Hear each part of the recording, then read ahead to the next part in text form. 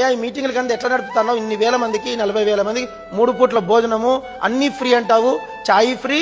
ఒకసారి అమెరికా నుంచి ఒక ఆయన వచ్చాడంట, అమెరికా నుంచి ఆయన వచ్చి కాన్వకేషన్కి భోజనం దగ్గర నిలబడి how many I can pay అనంట. ఎంత డబ్బు కట్టాలంటే అన్నం వడ్డిచ్చాడు, ఫ్రీ అన్నాడంట. తినేసి తర్వాత టీ ఇస్తాడు, టీ ఇస్తాడట. టీ ఇస్తుంటే how much I can pay అన్నాడంట. ఇస్ ఫ్రీ అన్నాడంట. ఆ రూమ్కి ఎంత డబ్బు కట్టాలంటే ఫ్రీ అన్నారంట. రూమ్ ఫ్రీ, చాయ్ ఫ్రీ, తర్వాత భోజనం ఫ్రీ, టిఫిన్ బ్రేక్ఫాస్ట్ ఫ్రీ, మళ్ళీ లంచ్ ఫ్రీ, డిన్నర్ ఫ్రీ, అన్ని ఫ్రీ. 10 రోజులు పెట్టేవాడంట భక్సింగ్. 10 రోజులు ఎవరి దగ్గర డబ్బులు అడిగేవాడు కాదంట. అడిగారంట, ఇంత డబ్బు ఎక్కడి నుంచి వస్తుందంటే ఆ సాప మీద కూర్చొని ఇక్కడి నుంచి వస్తాయని చెప్పాడంట. ఆ సాప సాక్ష్యం, ఆ సాప భక్సింగ్ గారు ప్రార్థించిన సాప ఆయన కూర్చొని మోకరించి అరిగిపోయేదంట. అది నీట్గా భక్సింగ్ గారు డ్యూటీ చేసేవాళ్ళు ఆ సాప నెమ్మది చుట్టి పెట్టేవాళ్ళంట, దాన్ని అపురూపంగా చూసేవాళ్ళంట.